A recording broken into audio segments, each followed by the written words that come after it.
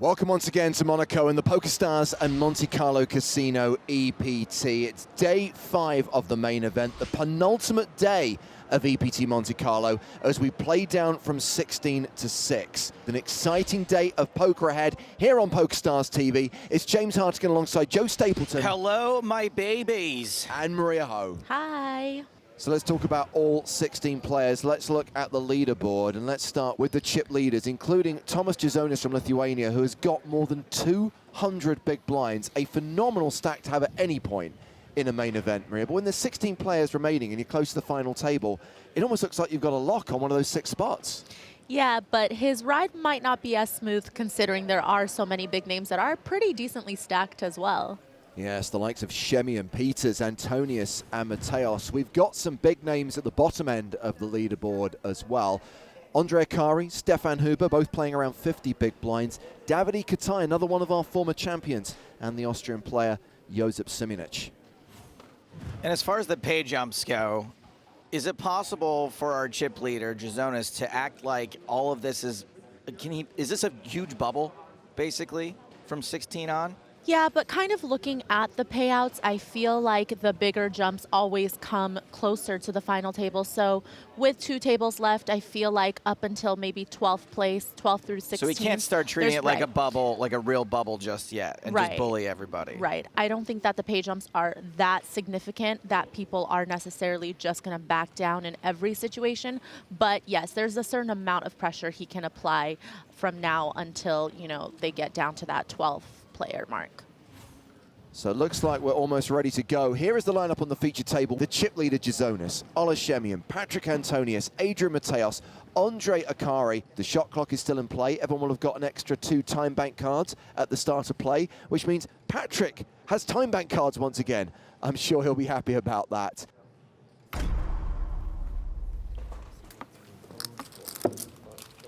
Dan Abouaf shoves with ace-jack. Max! Oh, ace-king for Salah. I call. He calls. And I think with Abouaf's stack, I would have just liked to see him open versus open shoving. But this is also just unfortunate for him. Did you see that? Oh no, that was an Abouaf. Now, I was talking to someone on the rail. Maybe it's his max. Just want to point out that we're not 100% sure about the chip stacks here. It could actually be that Salah is the player at risk.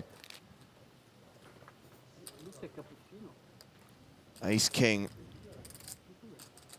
Still ahead. Abouaf with the gut shot and the backdoor diamond draw working for him. I smell a sweaty turn.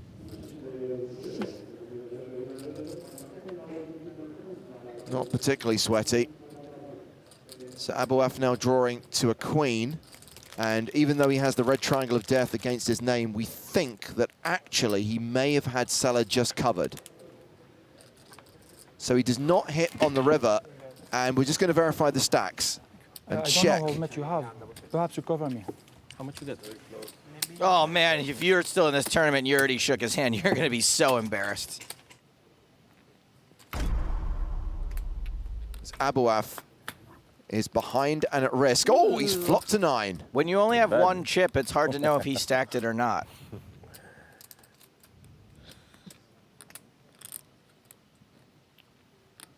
Looking good.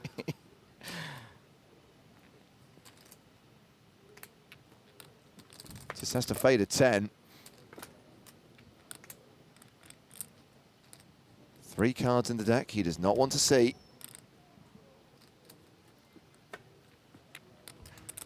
Oh, Are you serious? Dan Abouaf gets rivered, but look at it from the point of view that all of the chips went in pre-flop and the best hand held up. Dan Abouaf, the first man to fall today, out in 16th place, cashing for 31,700 euros.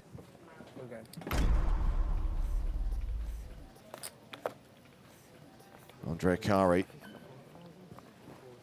opening here. Makes it 55,000 with queens. Oh, hello. We could be adding a couple of more. And Antonius just eyeing the stacks of his opponents.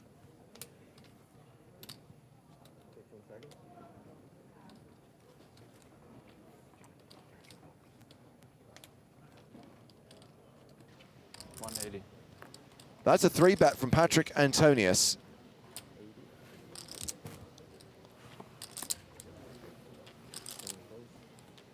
We'll see what he has in just a moment.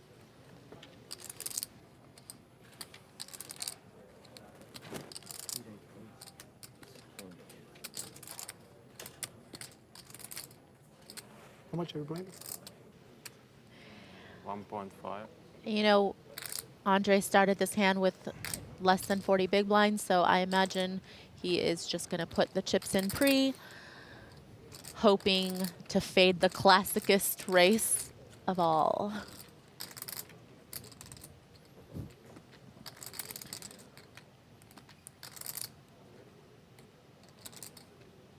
We are in suspense.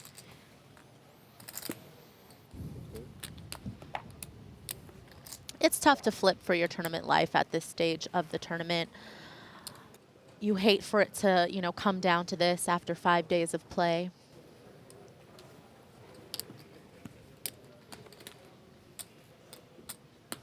I think Akari has responded with a 4-bet. I mean, I guess it's better to be flipping than up against aces or kings. So Akari's made it 455,000, pretty committing. Roughly half his chips are in the pot now. Yeah, boy. Hey, look, I don't want to flip. Okay, I have aces. Okay, let's flip. Oh, Andre, not like this. All in. All in and a call. Vamo, no. Andre Akari is not engaging in the classicest and sickest of races. He is dominated. Aces against queens. Patrick Antonius, a 4-5 favorite here. We saw Akari get lucky yesterday with 10s against queens, I believe, Shemian's queens. So maybe he could do it again here. We just lost Rio.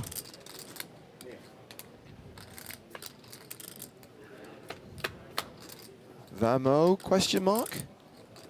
Paint, but the wrong gender. Andre Akari looking for a queen.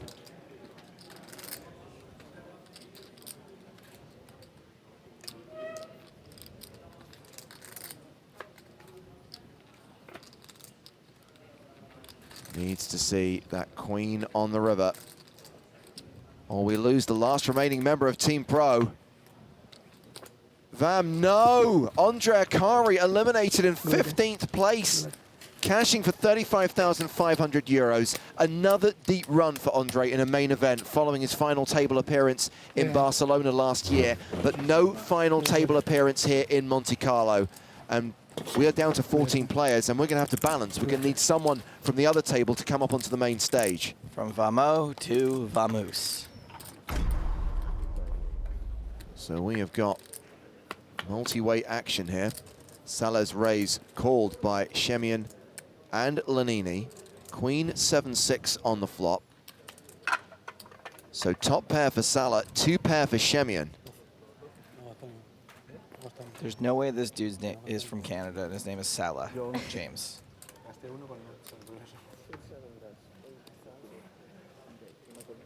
He has Senegalese roots, but now lives in Canada.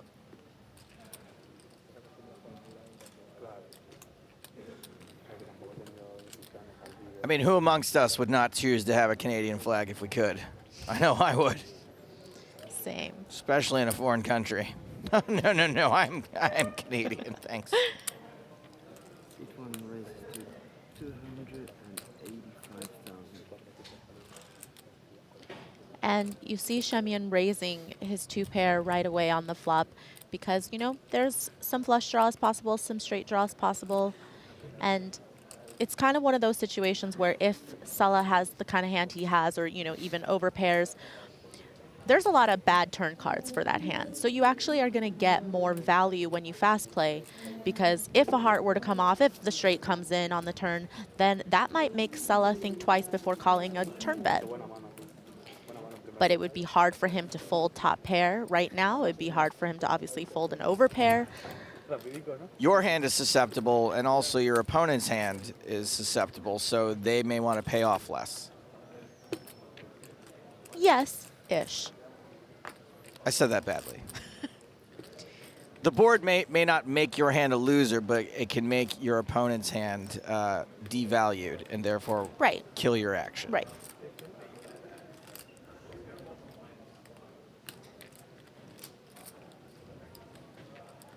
No Zot Zot. All Canadians must not have Canadian names. I'm saying he's got right in his name. It's Sal obviously, if he's from Canada. Wow. He gets away from it. I'm surprised he On the didn't just- flop? Yep. What? Yeah, I was thinking he would put in that flop call and then decide on the turn, which is what I would have done.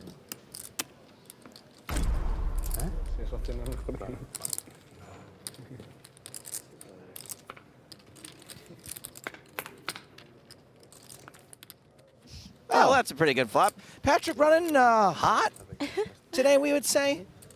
Always good to flop a full house, especially when your opponent catches a significant piece of it.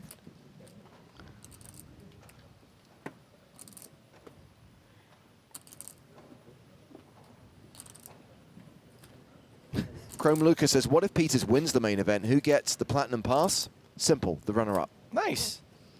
Not a bad consolation prize to not winning the trophy.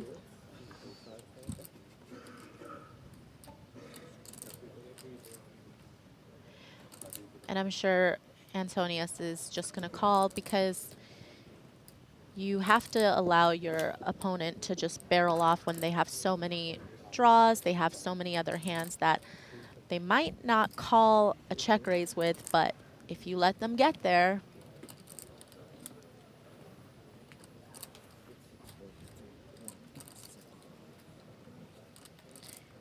Antonius could, I mean, if things get real crazy here, he could end up chip leader after this hand. And he's check raised to 175K.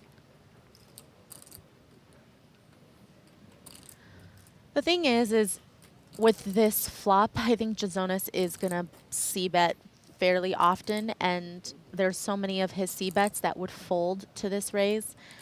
I mean, we see that he has a king in his hand, and so he is going to call. But other than Queen Jack and, you know, if he had a 10 in his hand, I don't see many hands that he would call a check raise with. Well, Jazonis has called, taking this hand to the turn. Spades? Yeah, spades as well. Deuce of diamonds.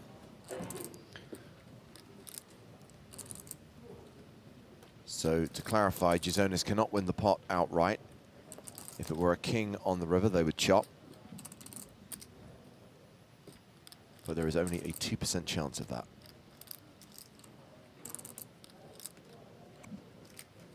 But let's just say Jazonis is opening like 70% from the button.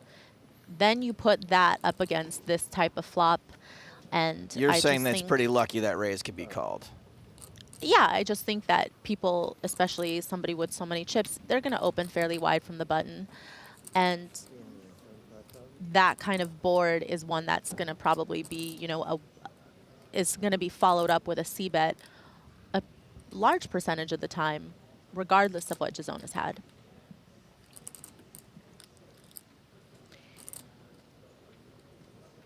I'll just say it. That was the worst raise I've ever seen on the flop. No, it's not the worst. It's not the worst at all. Antonius fires 375K on the turn, gets a fold from Jazonis, who still holds the chip lead, by the way. Thomas playing 3.7 million. Patrick now up to 2.75 million.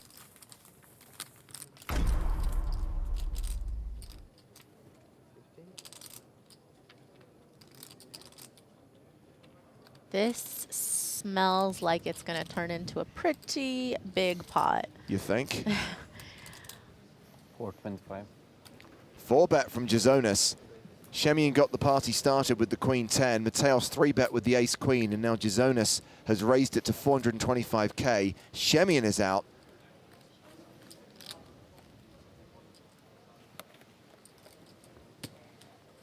You can just fold ace queen, can't you?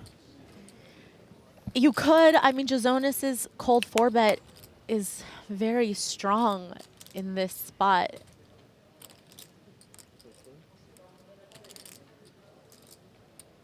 Adrian started this hand with about 58 big blinds, I think, and still quite deep. You can fold ace queen, and you do sometimes. I can fold. Against you, I don't fold well. Nice work, Bestia.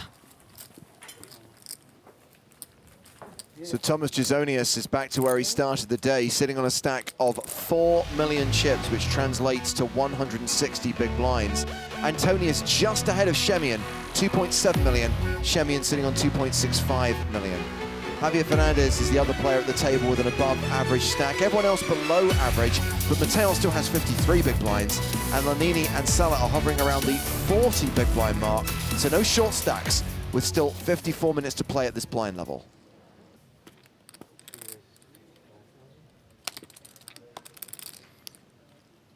ZWWZ says, hey Joe, good soup here.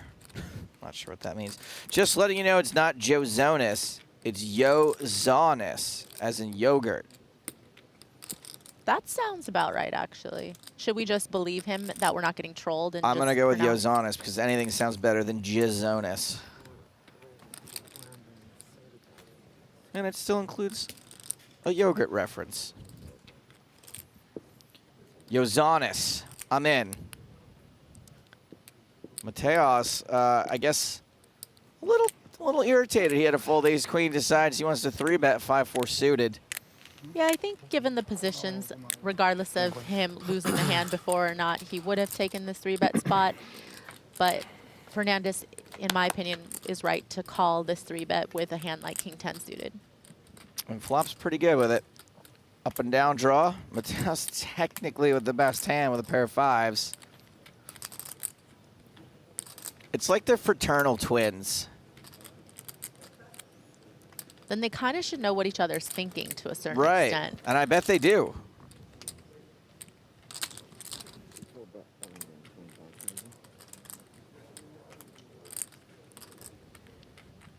Fernandez checks to Mateos, who bets 125,000. Oh, all right. I guess I'll just call with my huge straight draw.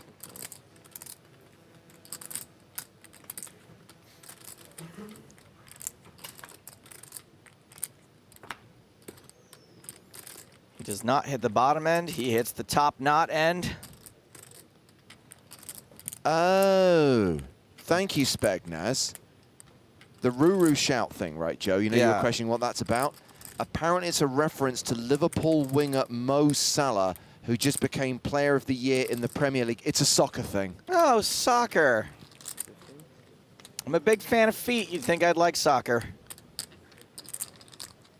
And the problem with this turn card for Mateos is that he would have given up and checked back on certain turns, because when Fernandez check calls the flop, he does have, you know, a lot of king queens there. He has, you know, queen 10s, jack 10s, hands that he might give up to a second barrel when the ace comes, considering Mateos did 3-bet pre, and this card is actually better for Mateos's range.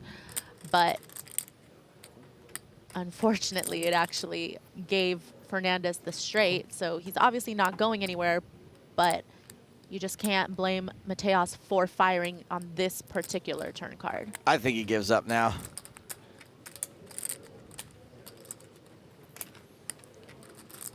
I know it's rare that a player like Mateos give up.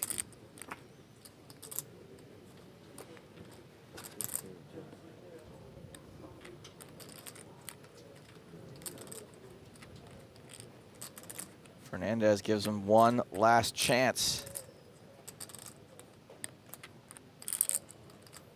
This is slightly problematic because let's say Fernandez had a hand like Queen Jack.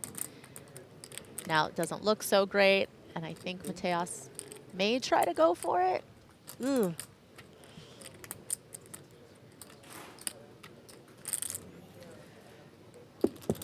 No.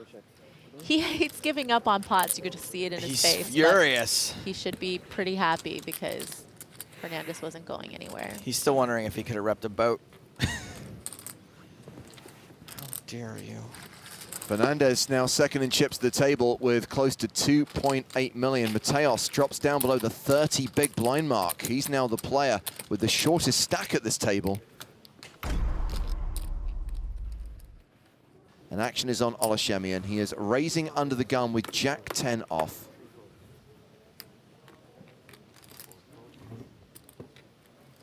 Round to Patrick Antonius on the button. He folds. Sadri Sella is in the small blind. He's got King 9. And I think yesterday, towards the end of the day, we saw Shemian getting a bit liberal with his opens from early position, and not everybody would open from under the gun with Jack 10 off suit. And Lanini, he's got a good spot for aces. It's fun to get aces in the big blind. It's fun to get aces in the... Any seat you're in, any position. Let's see your chips. You have a stack behind there? Nee, Andre. More.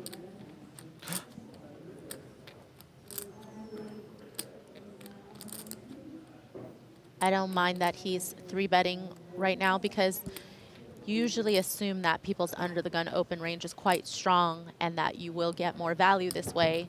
But Shemian is a bit weak, but he has position. He's like, no, I'm going to see a flop. I'm going to outplay you. Or just crack your Outflop aces. you. Yeah.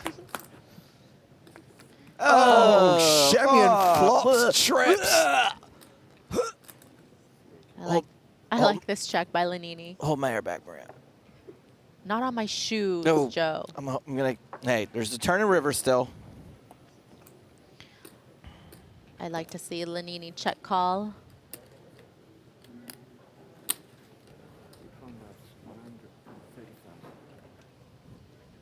Shemian, that's 130,000.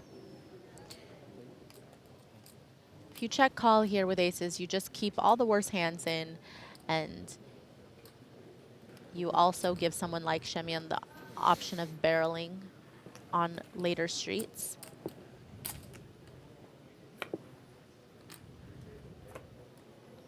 Is that an ace?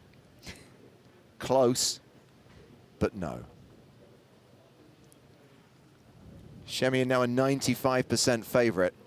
Lanini check called the flop for 130,000, and suddenly he elects to lead turn. Yeah, this lead doesn't make much sense to me. I think that if you check call the flop, then you just open it up for Ole to do so many things on the turn. The worst thing, you have nothing to protect from. Either Ole has a jack or eights full, or he's going to barrel off with no real equity against your hand. So, and you're also just letting Ole off the hook. You're like really to fold hoping in this spot. You're really hoping he has kings. It's very wishful thinking. And based on the pre-flop action, that's highly unlikely. Right. So this is roughly half pot, 250,000. And realize that Shemian has more jacks in his range than Lanini does, because Lanini's not likely to be 3-betting ace-jack from the big blind against Shemian's under the gun open. He's not going to 3-bet, you know, queen-jack suited, king-jack suited. He's probably just going to call those. When Ole stares at, Lanini there, he's not actually trying to figure out if Lanini has him beat, right? No, he's just trying to figure out if he moves all in, if Lanini will call him. Indeed. Well, Lanini had 500k behind, so when Shemian shoves on him, it's a snap call from Lanini, and he's now drawing to 2 outs. He will need Barry Greenstein. He will need ace on the river, or Olaszemian will claim his scalp.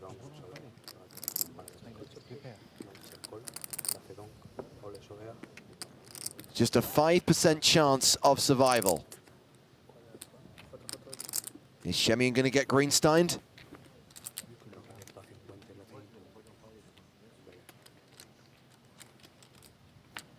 The river is a 9. And Olaszemian eliminates Davor Lanini in 14th place, taking us down to 13 players. And Shemian is now closing in on the chip lead. He has got 3.7 million, close to a 150 big blind stack, while Lanini walks away with 35,500 euros. Goodbye, Davor Lanini, and goodbye, audience. Well, I'm sure you've heard by now there's a big event coming to the Bahamas in January 2019, the first ever PokerStars Players No Limit Hold'em Championship, the ultimate player experience, a 25k buy-in event with 8 million contributed to the prize pool by PokerStars, plus an extra million added to first place prize money. Now that 8 million contributed comes from the Platinum Passes. A Platinum Pass is a great package. It's free entry to this 25k event, plus spending money, flights and accommodation. And there are more than 300 Platinum Passes being awarded over the course of this year. We've given away several already. There's more to give out over the rest of 2018. Some in live events like the EPT, some online. If you want the details on how you could potentially win a Platinum Pass, head to PokerStarsLive.com.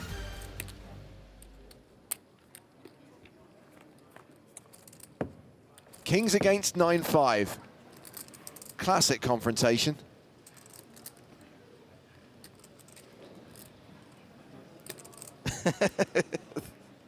It's just one of those matchups, one of those unavoidable confrontations. Well, And there's still plenty of chance he can win this. it is always coming 7. Alternatively, he may choose to try and represent the ace.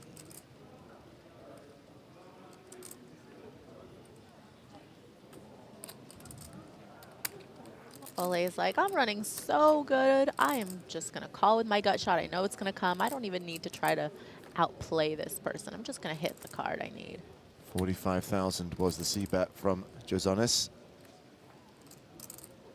That's actually not a bad card for Shemian, because he calls the flop a lot with second pair. He did call the raise from the big blind. He certainly has a lot of 8s in his range.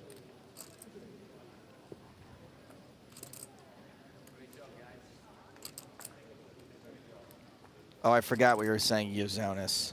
Jozonis. Sorry. And I like this lead because you know that Jozonis would check back a lot on this particular turn card, even if he had an ace in his hand. So it's definitely very believable. No, Uzonis. Ooh. And there it is. Always coming 7. What do we play at the end of this hand? Do we play the swag meme or the sevens meme? Well, we just had the swag feature, so I vote 7s. This guy, spaghetti and meatballs.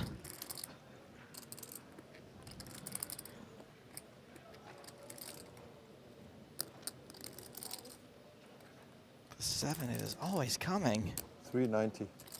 And I think this is just the run out where Jozonis can get away from his hand. It's a big bet from Shemian. Did Nearly this- full pot. Did this dude crack aces and kings in back-to-back hands? Did that just happen? Yeah, that just happened. Cracks aces with Jack 10. Cracks kings with the Dolly Parton. Those kings just got Dabney Coleman, but folded on the river. He got there on the river.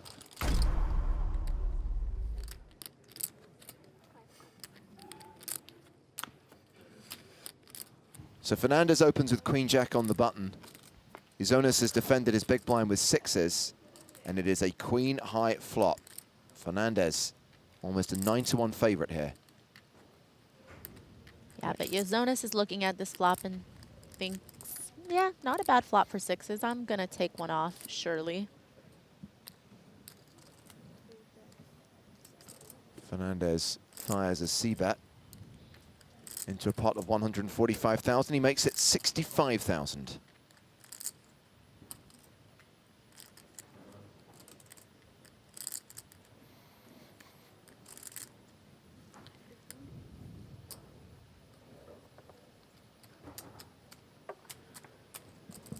On dry flops, it just kind of gives your opponent in position to Oh, Highway to the Jozonis zone. No, highway to the danger Jozonis. Ah. We'll fix it in post. Yeah, on dry flops, you expect your opponent to c-bet a lot of their hands. And so, Zonas is never going anywhere on the flop, but this just makes him feel a little bit better about his hand.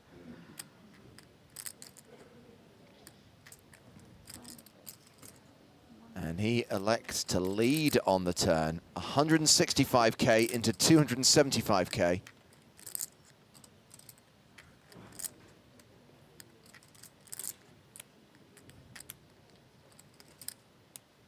And there's two reasons to lead a card that kind of connects with the flop. One is you don't want your opponent to check back when they see what could potentially be a scare card for them or bad card for them. And two, it kind of just confuses your opponent when you take a check call line on the flop and then you lead turns when you somewhat have a weak range to begin with. It's kind of the, oh boy. Good game, Fernandez. It's kind of the opposite of when our fellow a few moments ago, Lanini, led with the aces. Like, that's what he thought he was doing in that situation, but that board... Yeah, and also in that situation, I think when you check call the flop, you're actually doing it because you want to keep all the hands that are worse than yours in, but also because you do recognize the fact that the Shemyan could have a combination of jacks in his hand there. 550. Near enough full pot, 550,000. I will say, because the backdoor flush draw got there, I think I see Fernandez just calling here because Jozonas could have led the turn with some kind of backdoor combo draw. Let's say he had ace-5 of diamonds or something like that. That would be a hand that he would lead. That would be a hand he could have, check calling the flop and calling pre. There's lots of stuff out there that beats a queen. So he's dipping into his time bank. He'll have to surrender at least one of those cards at the end of this hand.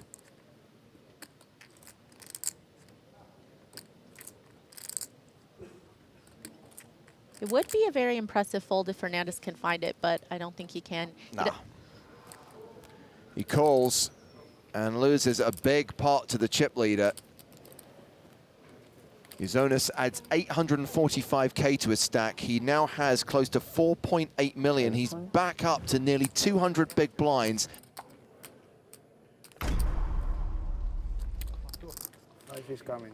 I think it's in the I think so. I think it's in the floor. Oh, now Mateos is all in. He's run fives into nines.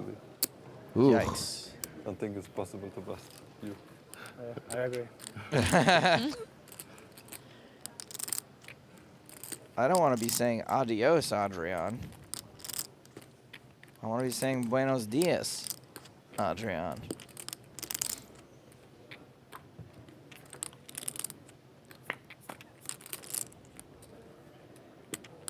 No 5 on the flop.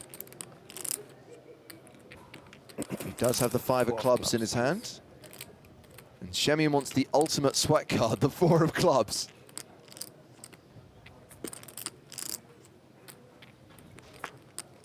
Nope, no additional outs.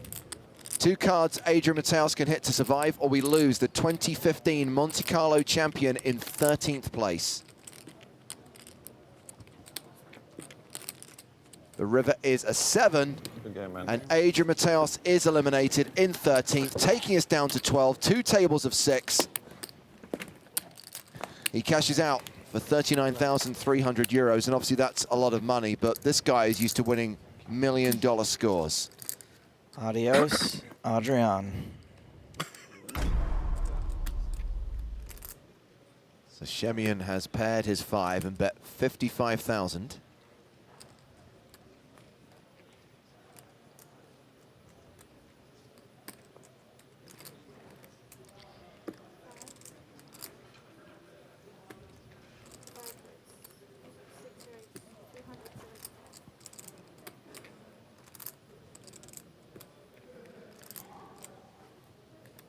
Surprised to see Antonius make a move from the small blind.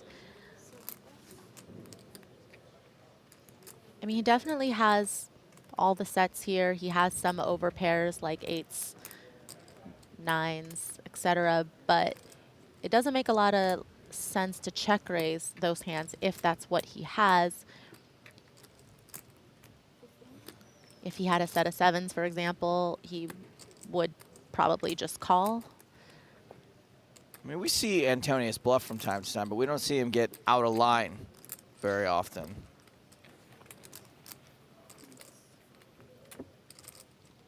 So Antonius's check raise works. Still playing 2.7 million chips.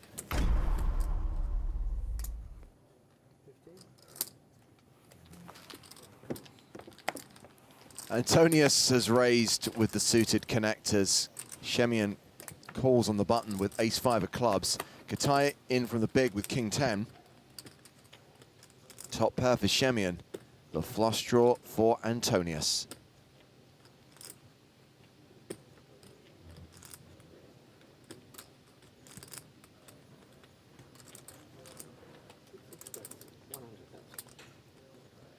He continues for 100,000 into two opponents.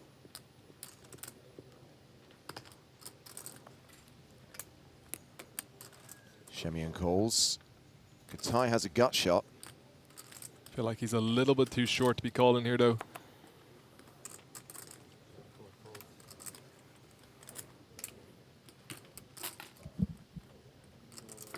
So with Katai folding, we're heads up to the turn, which is the queen of diamonds. Am I going to say it? Katai would have got there. Whoops.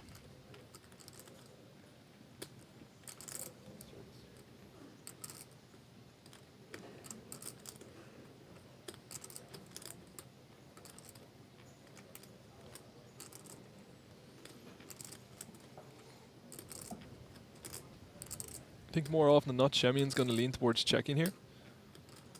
Antonius can certainly be check calling with better hands than his. If he has a hand like ace-king, ace-10, he might not feel comfortable betting on this board. And once Shemian does check, it's quite interesting because it's very unlikely that he ever checks two pair. It's very unlikely that he ever checks a straight.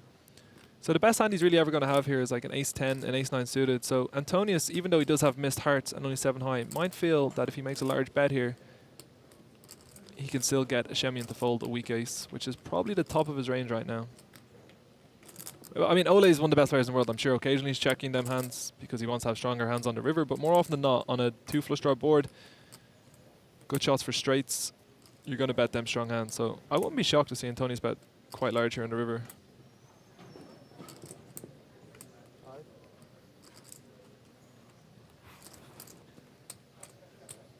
We've seen Shemian make some pretty sick calls in this main event. He does bet almost a full pot. I remember the one yesterday against D. Peters where he called with ace high on, I think it was like a queen jack 8 7-4 board or something. It was crazy. Yeah, this wouldn't even be the sickest. No, but this is not an easy call. Antonius can bet this size with a like a 1 pair hand like ace king. Probably feel pretty confident with ace 10 almost, and then he's going to have some traps on the turn that would attempt to check raise. But it does look like Ole is not believing the story. He's not buying them tickets. Nice. Calls the 400K and wins a big pot against Patrick Antonius, adding 675,000 chips to his stack.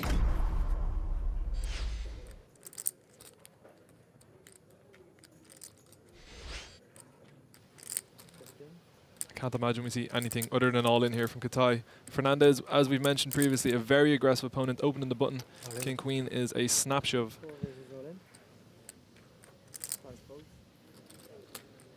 So we all thought that Caroline was yelling ass, ass, ass before for an ace. If she yells a different swear word now, Well, then maybe. I'll know that that was BS.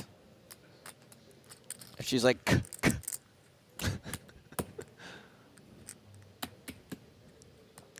I feel like King 10 off is a hand he is just about going to fold. Very close though.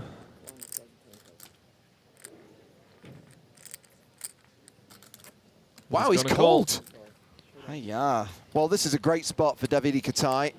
It's Domination Nation in his favor. Yes, he's at risk. Yes, he has the red triangle of death, but He is a 70% favorite with the king-queen. And yes, he is wearing a hat that is way too young for him, but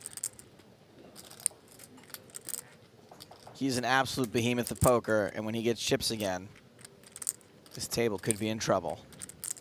One of our former champs looking to double up to 910K, hoping that king-queen holds. There she is. Call for the dam. Different swear. No. Oh, instead it's a 10 high flop. Now hold on. There's some outs. Jack or a queen. 6 outs 2 times. Damn, damn, damn.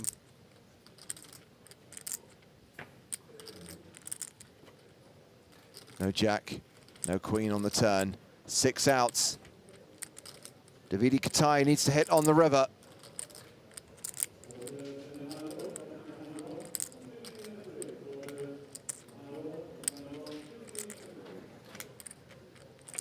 The river card is a 9.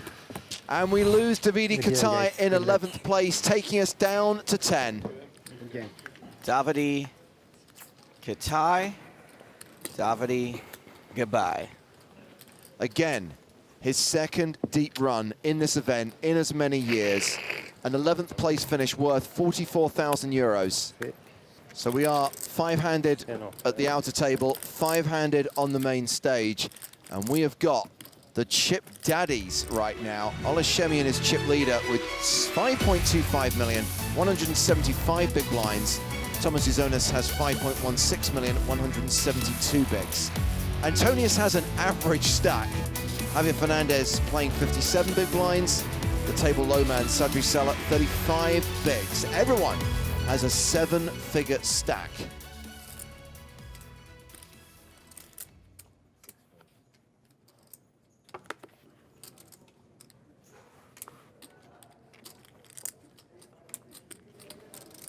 Jacks for Sadri Sala.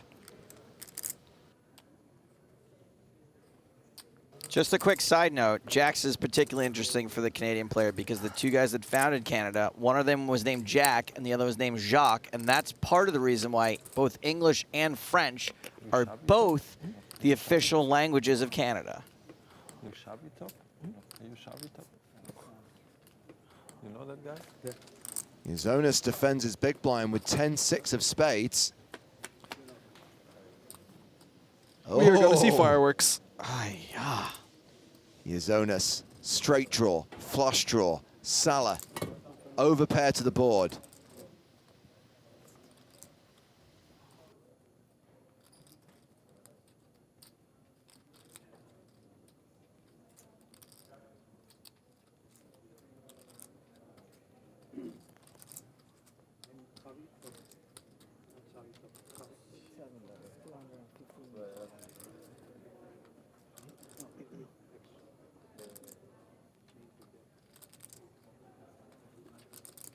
$215,000 the bet.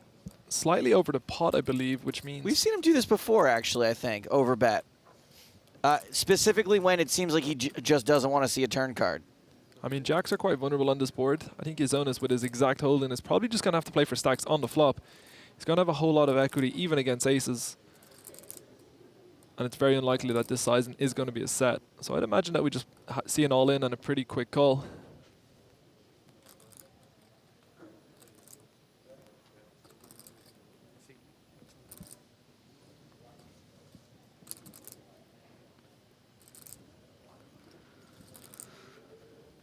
We saw him do this before when he had, I think it was 2 7s on a 9 high flop.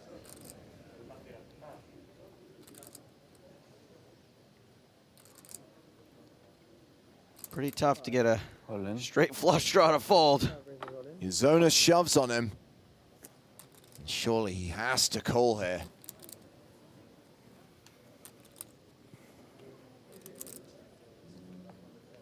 I agree. But we have talked about you calling me Shirley.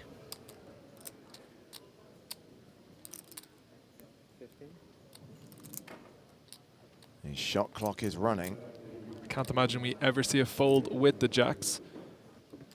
Uzonis probably feeling he's going to be in better shape than against 2 jacks, 2 queens, anything like this. You'd imagine they would have called by now. But in saying that, there is 10 players left here. They're 1 away from getting down to the final table, the unofficial final table. There's certainly some prestige to saying that you made it to there.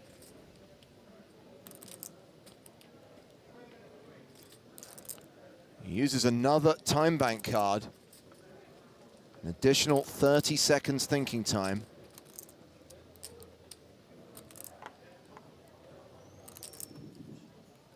And this is a decision for his main event life.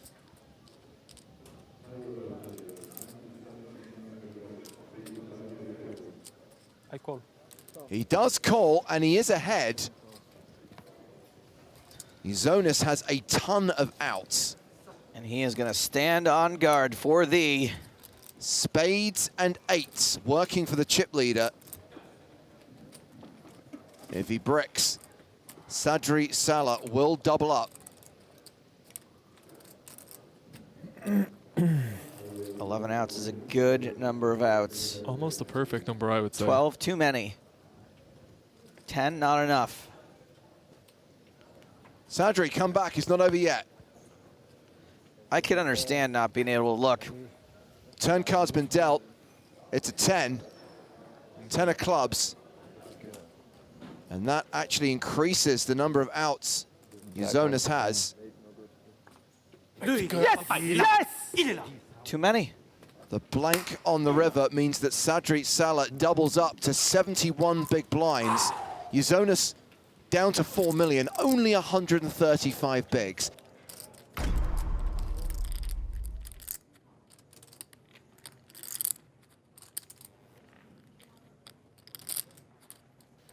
So this is an open from Fernandez, 3-bet from Uzonis. Really like the flat call here. As you can see, Uzonis is going to be 3-betting this spot pretty wide. He's going to have hands like Queen 10, King Queen, a lot of Ace X that are worse. So you keep in a lot of dominated hands and you play in position with a super strong hand. And you flop pretty well as well. Yeah, Fernandez was going through a pretty dry spell, but things starting to go his way.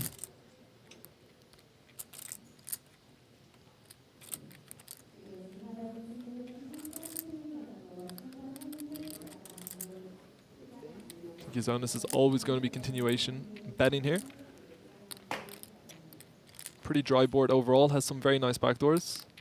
24, a diamond would be a really nice card for him.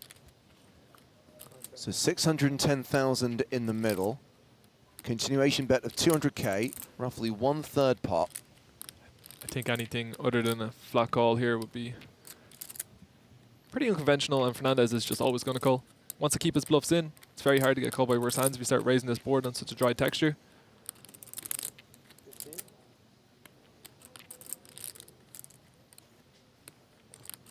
You can still have hands like Ace-5 suited, Pocket 6s, Pocket 7s that Uzonis might target to fold later down the streets if he turns some equity. Something like the King of Diamonds would be quite interesting.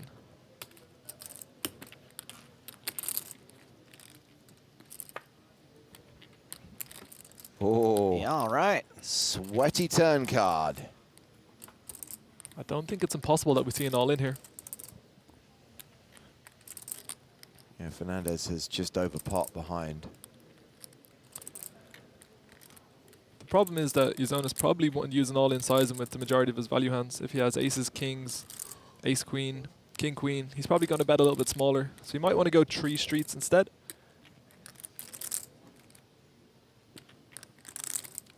But at the same time, I wouldn't be shocked given that it is with 10 players remaining if he just decides right now to apply maximum pressure.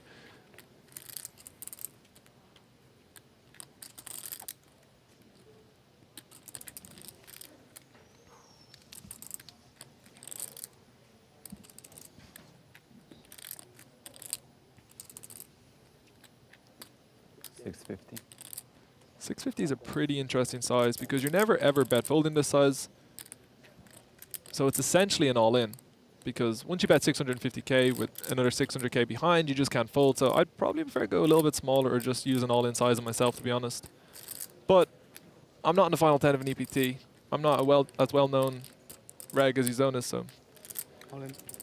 Shove from Fernandez. Well, he's got a lot more than 650k left behind, but you still predicted it accurately, I believe. No, it's only 575. You mean for the effective stack? Yes. Yeah. Okay. So Uzonis is going to realize very quickly that he has to call here. Yeah, he's getting 5-1 with the nut flush draw. Only a 4-1 dog against one of the worst hands he can possibly up against. The only worst hand really would be a ace queen of diamonds. Oh, he can't have ace queen of diamonds. King queen of diamonds maybe. Although they just swap outs then.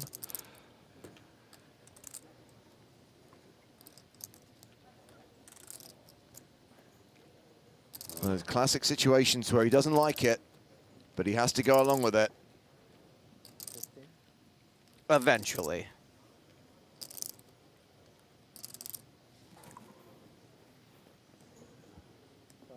The reluctant call.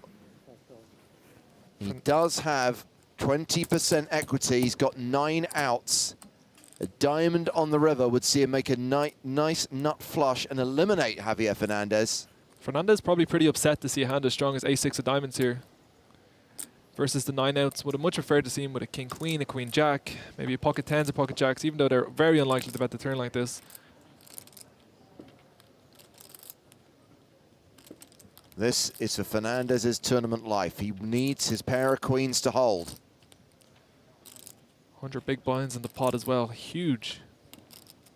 The river card is not a diamond. Fernandez gets the double up. And how quickly things change. Wow.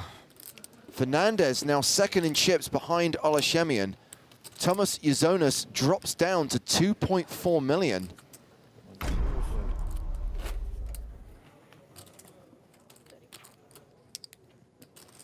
At this particular table, I think it's worth pointing out that the shortest stack is 70 big blinds deep. Yeah, there's plenty of room for lots of poker here.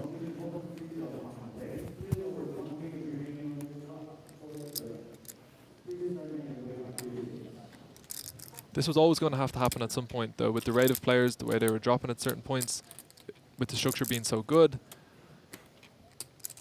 All the players been left with plenty of chips around this final table bubble. An official final table bubble. And the crazy thing is, no matter how deep everyone is, you can still cooler the pants off each other.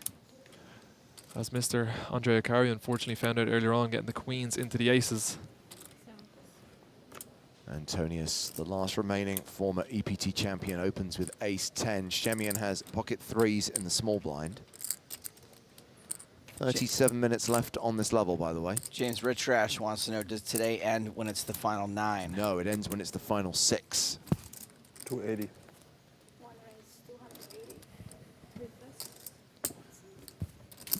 Shamian certainly seems to be upping the aggression in the past few hands.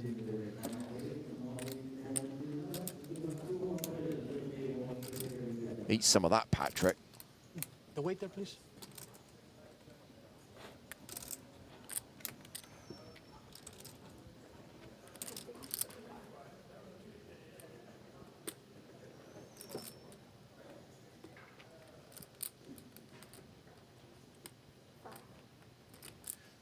$675. 4-bet from Antonius. I don't think it's impossible that Shemian will shove here. I think it's possible that from time to time he'll use pocket trees as a 3-bet, 5-bet, but more often than not.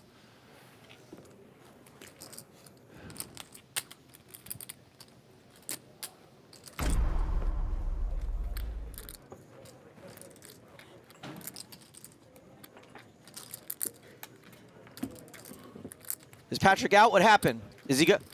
Bad beat? Is he quitting?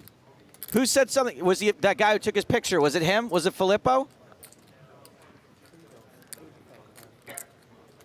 Otis, our breaks, I don't know about Maria, our breaks are much shorter than you would expect. We have time to go to the bathroom, grab a coffee, dodge some calls from my ex-wife, and then we're back in. Just kidding, I'm not Norman Chad.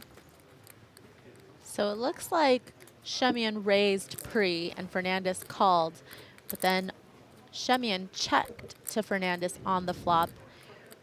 And with his gut shot Broadway draw and backdoor club draw, it looked like Fernandez was the one who bet 85,000 on the flop.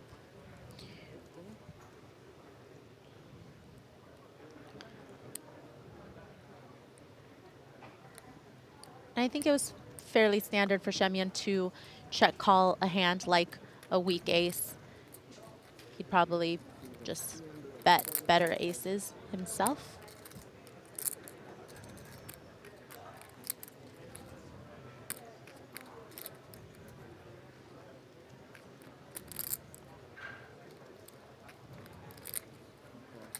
And another check call on the turn.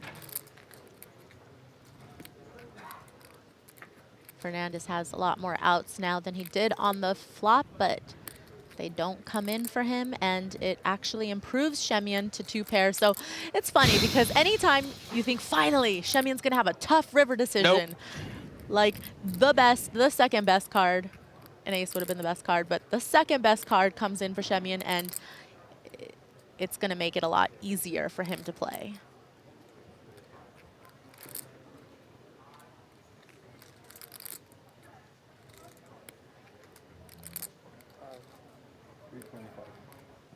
And I think Shemian decides to lead because he feels like the river might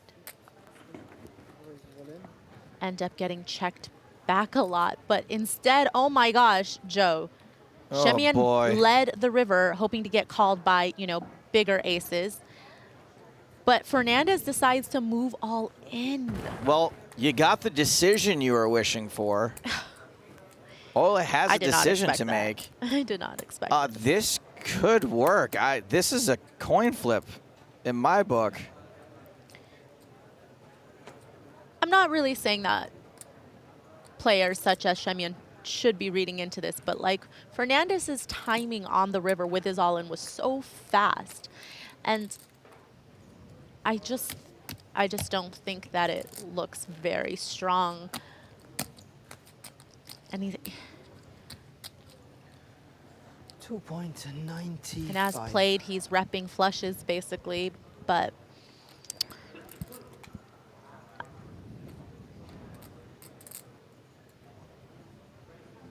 just the timing was very quick. And I think sometimes, you know, people like to take their time on the river to move all in because they want to think, you know, it's definitely not a thin all in because sometimes you would think about it, about the value that you would be getting from worse hands, but also, oh my gosh. It worked.